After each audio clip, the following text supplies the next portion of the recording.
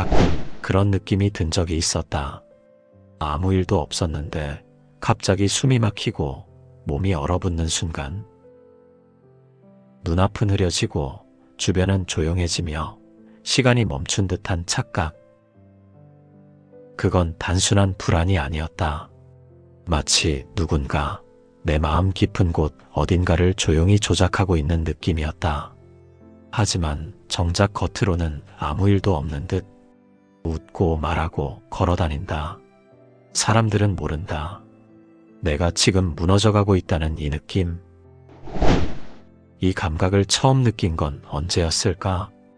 어쩌면 어린 시절, 혹은 청소년기, 아니면 성인이 되어서였었나? 그 낯선 기분, 익숙한 두려움, 그리고 그 뒤에 숨어있는 정체는? 사람들은 말한다. 두려움은 나를 지켜주는 감정이라고. 하지만 정말 그럴까? 왜 나는 아무 위협도 없는데 끊임없이 상상을 통해 고통을 받고 있지? 두려움은 단순한 감정이 아니다. 그것은 프로그래밍된 반응이다. 어릴 적 누군가에게 혼났을 때, 시험에 떨어졌을 때, 사랑받지 못했던 기억들. 뇌는 그 기억을 복사해서 미래에도 똑같이 반응하게 만든다. 두려움은 기억의 잔상이다. 마치 바이러스처럼 한번 들어오면 뇌 전체를 감염시킨다. 누구나 한 번쯤은 스스로에게 묻는다. 나는 왜 이렇게 살고 있지? 이것이 정말 내가 원하는 삶은 아니잖아. 내 안에 있는 이 두려움은 어디서 오는 건지 정말로 알고 싶다. 이대로 살아도 괜찮은 건지 아무도 묻지 않지만 나는 내 안에서 계속 묻는다. 우리는 오늘 그 질문의 답을 함께 찾아볼 것이다. 두려움이라는 그림자가 우리를 어떻게 조종하고 있는지, 그리고 어떻게 그 너머로 나아갈 수 있는지, 그리고 나서 그 여정이 끝날 때 당신은 이전과는 다른 시선으로 세상을 바라보게 될 것이다. 나에게도 있었다. 설명할 수 없는 공포에 사로잡혔던 어린 시절이 있었다. 어두운 방, 낯선 그림자, 문득 들린 소리 하나에 온몸이 긴장하던 밤들. 그때는 몰랐다. 그 감정이 뭔지. 하지만 지금은 안다. 그건 이미 스스로 학습이 되어가고 있었던 두려움이었다. 두려움은 생명체의 가장 원초적인 감정 중 하나다. 진화의 관점에서 보면 두려움은 우리를 보호하기 위해 발달한 생존 메커니즘이다. 위험한 상황을 감지하고 몸을 준비시키며 즉각적인 반응을 이끌어낸다. 이런 반응을 투쟁 도피 반응이라고 부른다. 위협에 맞서 싸우거나 도망치거나 혹은 얼어붙거나 우리 조상들은 이 반응 덕분에 위험한 환경에서 살아남을 수 있었다. 두려움은 뇌 속 깊숙한 곳, 편도체라는 감정센터에서 작동한다. 우릴 보호하기 위해 태어난 것이 감정이다. 하지만 이 감정은 단지 생존을 위한 경고음이 아니다. 편도체는 크기는 작지만 그 영향력은 엄청나다. 위험을 감지하면 즉시 스트레스 호르몬인 코르티솔과 아드레날린을 분비하도록 신호를 보낸다. 이 호르몬들은 심장 박동을 빠르게 하고 호흡을 가쁘게 만들며 근육을 긴장시킨다. 더 놀라운 건 이 모든 과정이 의식적인 생각보다 훨씬 빠르게 일어난다는 점이다. 우리가 위험하다고 생각하기도 전에 몸은 이미 반응하고 있다. 시간이 지나면 두려움은 기억과 합쳐지고 기억은 습관이 된다. 뇌는 위험했던 상황을 저장한다. 하지만 저장된 정보는 시간이 지나면서 왜곡된다. 그리고 우리는 그것을 믿기 시작한다. 뇌는 놀라운 패턴 인식 기계다. 한 번 위험했던 상황의 패턴을 기억하고 비슷한 패턴이 나타날 때마다 경고 신호를 보낸다. 문제는 이 패턴 인식이 때로는 너무 민감하다는 것. 예를 들어보자. 어린 시절 친구 앞에서 발표하다가 말이 꼬여 창피를 당한 아이가 있다고 하자. 그 아이는 성장한 뒤에도 사람 앞에 서는 일이 두렵다. 그는 잊었다고 생각하지만 그의 뇌는 잊지 않았다. 두려움은 반복된다. 그리고 어느 순간 뇌는 그것을 당연한 신호로 인식한다. 이것이 바로 두려움의 순환이다. 첫 번째로, 특정 상황이나 자극에 노출된다. 그 다음은 과거의 경험에 근거한 두려움이 촉발된다. 그리고는 그 불편한 감정을 피하기 위해 회피한다. 피했으니 일시적으로 안도감을 느낀다. 하지만 이 회피 행동이 두려움을 강화한다. 결국 다음에 비슷한 상황이 오면 두려움은 더 강해진다. 더 무서운 건 두려움은 때때로 우리를 위로하기도 한다. 지금 하지 마. 위험할 수 있어. 이대로 있으면 괜찮을 거야. 그 말은 마치 따뜻한 담요처럼 우리를 감싸지만 동시에 우리를 움직이지 못하게 만든다. 두려움은 변화를 막는다. 변화는 불확실성을 의미하고 불확실성은 뇌가 가장 싫어하는 것이기 때문이다. 뇌는 예측 가능한 환경을 선호한다. 그것이 불행한 환경이라 해도. 그래서 우리는 종종 불행한 상황에 머물러 있다. 그것이 익숙하기 때문에. 지금은 행복하지 않지만 적어도 안전해. 이 생각이 우리를 안전한 불행 속에 가두는 것이다. 그러다 문득 이런 질문이 떠오른다. 나는 왜 아무것도 못하고 있는 걸까? 어쩌면 지금 당신이 마주하고 있는 현실은 당신이 만든 게 아닐지도 모른다. 당신은 단지 당신을 조종하는 두려움이라는 기억의 패턴을 따라 살고 있을 뿐이다. 우리가 보는 세상은 객관적 현실이 아니라 우리의 필터를 통과한 해석이다. 그리고 두려움은 그 필터를 크게 왜곡시킨다. 두려움은 실제가 아니다. 그건 예전의 기억이 당신에게 보낸 경고음일 뿐이다. 하지만 그 경고가 틀렸다는 걸 인식하는 순간이 필요하다. 두려움이 만든 가장 큰 거짓말은 이거다. 너는 안 될 거야. 해봤자 소용없어. 넌 부족해. 이 말을 너무 자주 들어서 이제 내 목소리가 돼버렸다. 나는 매일 나를 감시한다. 실수하지 마라. 튀지 마라. 욕먹지 마라. 그렇게 살아남으려다 보니 진짜 나는 사라졌다. 혹시 당신도 지금 살고 있는 게 아니라 숨고 있는 건 아닌지 생각해봐야 한다. 그렇지 않으면 죽는 날까지 계속 두려움을 피해 숨어 살 확률이 매우 높다. 두려움을 극복하는 첫 단계는 그것을 인식하는 것이다. 아, 이것이 두려움이구나. 이 단순한 인식만으로도 당신은 이미 두려움에서 한 걸음 물러나 있는 것이다. 두려움은 우리가 그것을 볼 때 가장 약해진다. 그것이 나의 일부가 아니라 내가 경험하고 있는 감정일 뿐이라는 것을 깨달을 때 우리는 성장한다. 나는 두려움을 느끼고 있다. 라는 문장과 나는 두렵다. 라는 문장의 차이는 미묘해 보이지만 확실한 차이가 나며 매우 중요하다. 지금 바로 그 순간이 그 시작일 수 있다. 당신의 두려움을 바라볼 준비가 되었는가? 우리는 두려움을 숨기기 위해 수많은 가면을 만들어낸다. 자신감 있는 척, 괜찮은 척, 아무렇지 않은 척. 하지만 그 아래엔 언제 터질지 모르는 공포가 있다. 가면은 우리를 보호하기 위한 방어 메커니즘이다. 진짜 나를 보이면 상처받을까봐, 거절당할까봐, 그리고 욕먹을까봐. 하지만 가면을 쓰는 데는 대가가 따른다. 진정한 연결과 친밀감의 부재 상태에서 진짜 모습을 가려버린 거짓된 가면 뒤에 숨는 동안 우리는 진짜 나와의 연결도 잃어버린다. 이것이 진짜 내 모습인가? 나는 누구인가? 이 질문들이 점점 더 먼 곳에서 들려온다. 그 공포는 사람들의 말, 시선, 침묵 속에서 자란다. 두려움은 단지 생존의 문제가 아니다. 그건 사회적 감정이기도 하다. 인간은 사회적 동물이다.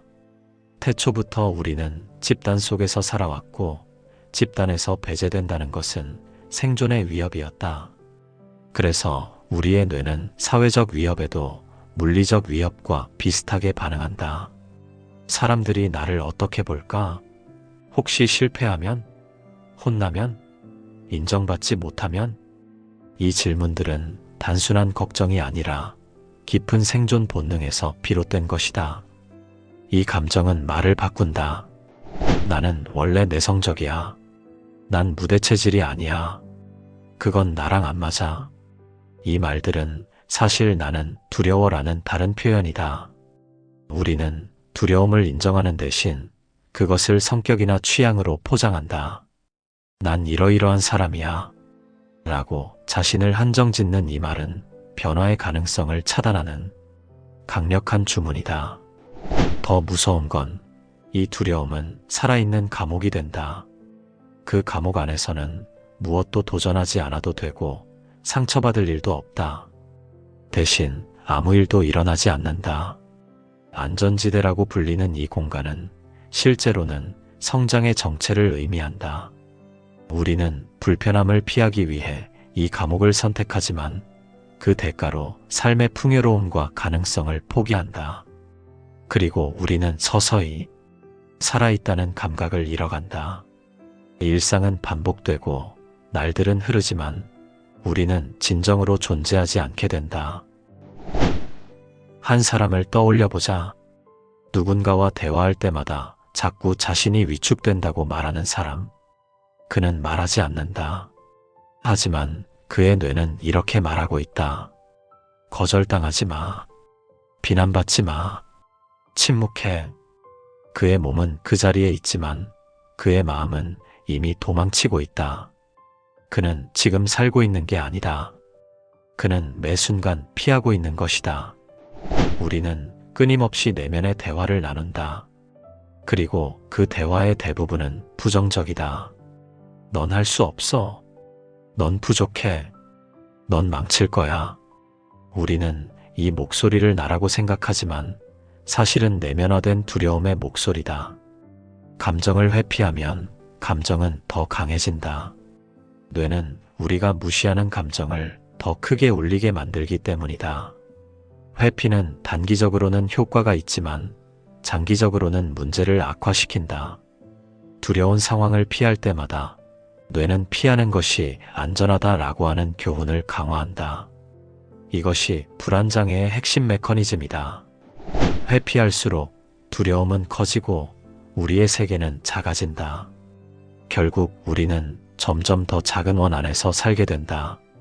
그래서 첫걸음은 단 하나. 두려움을 없애려 하지 말고 인정하는 것이다. 지금 가장 두려운 감정을 떠올려보자. 그 감정의 모양은 어떻게 생겼나? 두렵다고 말하는 목소리는 누구인 것 같은지? 감정에는 형태가 있다. 색깔이 있다. 질감이 있고 온도가 있다. 당신의 두려움은 어떤 느낌이고 어떤 모습인지 그것을 있는 그대로 관찰해보라. 조금만 깊이 들어가 보면 그곳엔 언제나 작고 어린 나가 있다. 그 아이는 도망치고 있는 게 아니라 사실은 그냥 안아달라고 말하고 있는 것이다. 그래서 우리 모두는 일상에서 명상을 필수로 해야 한다. 일반적인 의식 상태에서는 이 아이의 존재를 잘 모른다. 두려움의 근원에는 종종 상처받은 내면의 아이가 있다. 그 아이는 과거에 경험한 상처에서 비롯된 보호 메커니즘을 작동시키고 있다. 그 아이에게 필요한 것은 비난이나 무시가 아니라 이해와 수용이다. 내가 두려운 건 이해해.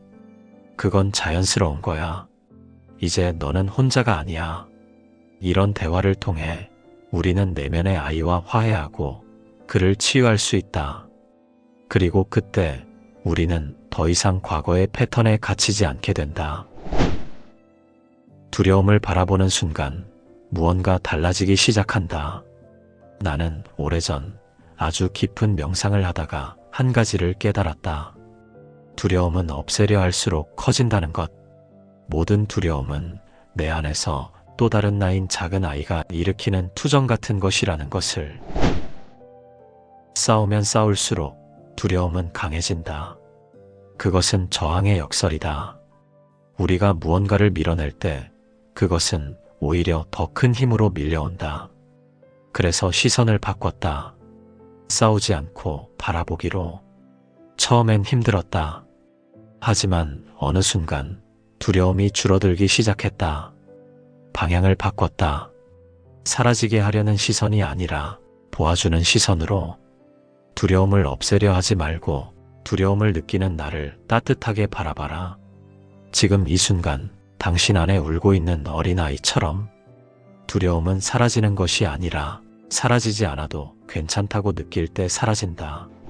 그때부터 진짜 나가 움직이기 시작한다. 두려움은 감옥이 아니라 오히려 깨어남의 신호였다. 그 이유는 간단했다. 두려움을 없애려는 시선이 아니라 이해하려는 시선으로 바뀌었기 때문이다.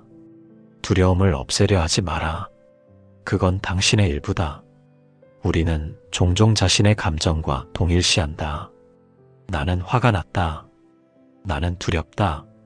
하지만 더 정확한 표현은 이렇게 해야 한다. 나는 화를 경험하고 있다. 나는 두려움을 느끼고 있다. 이 미묘한 차이가 모든 것을 바꾼다. 감정은 당신이 아니다. 그것은 당신이 경험하는 것이다. 당신은 감정보다 훨씬 크다. 그 두려움을 느끼는 나는 누구인지, 그 감정을 바라보는 또 하나의 나는 누구인지, 그 질문이 시작될 때 당신은 깨어나기 시작한다. 우리는 감정을 경험하는 존재이면서 동시에 그 경험을 관찰하는 존재이기도 하다. 이 관찰자의 시점은 우리에게 자유를 준다. 당신이 두려움에 휩싸여 있을 때도 그것을 바라보는 당신은 여전히 평온할 수 있다. 이것이 바로 명상과 마음챙김의 핵심이다. 두려움은 공포가 아니라 경계선이었다. 그 선을 넘을 수 있느냐 없느냐는 그 감정을 어떻게 대하느냐에 달려있다. 성장은 언제나 불편함의 영역에서 일어난다. 두려움은 그 불편함의 경계를 알려주는 신호다. 두려움이 있는 곳, 그곳에 당신의 성장 가능성이 있다. 두려움을 없애는 것이 아니라 두려움과 함께 그 경계를 넘는 법을 배우는 것. 그것이 진정한 용기다. 어느 날 대구에서 한 청년이 나를 찾아왔다. 그는 발표를 앞두고 떨고 있었다. 발표를 한다는 생각만 해도 말이 꼬이고 땀이 나고 숨이 가빠졌다. 나는 그 청년에게 두려움의 실체에 대해서 설명해주고 다음의 말을 주문처럼 외우라고 했다. 이건 나에게서 나오는 게 아니다. 이건 내 안의 작은 아이가 무서워하는 거다. 그리고 그 아이를 안아주는 상상을 하라고 했다. 괜찮아. 내가 두려운 건 이해해. 하지만 우리는 함께 이 발표를 성공적으로 할 수 있어. 일주일 가까이 이 연습을 하고 나서 그는 발표를 성공적으로 마칠 수 있었다. 그날 이후 그는 변했다. 그는 두려움을 없앤 게 아니었다. 두려움의 경계선을 넘은 것이었다. 그는 두려움과 함께 걸어가는 법을 스스로 경험함으로써 깨달았다. 그게 바로 메타휴먼의 길이다. 메타휴먼은 두려움이 없는 존재가 아니다. 그들은 두려움을 통과하는 존재다. 두려움에 반응하는 대신 두려움을 관찰하는 힘을 가진 존재다. 그들은 두려움에 휩쓸리는 대신 두려움과 함께 춤을 춘다. 메타휴먼은 초인이 아니다. 그들은 그저 자신의 감정과 생각을 알아차리고 그것에 지배당하지 않는 사람들이다. 그리고 그 능력은 모든 사람 안에 이미 존재한다. 지금 이 영상을 보는 당신도 할 수 있다. 눈을 감고 3분간 천천히 호흡해보자. 두려운 것이 있는가? 당신의 두려움의 색깔은 무엇인가? 어떤 질감인가? 냄새나 온도가 느껴지는가? 두려움은 당신에게 무엇라고 말하고 있는가?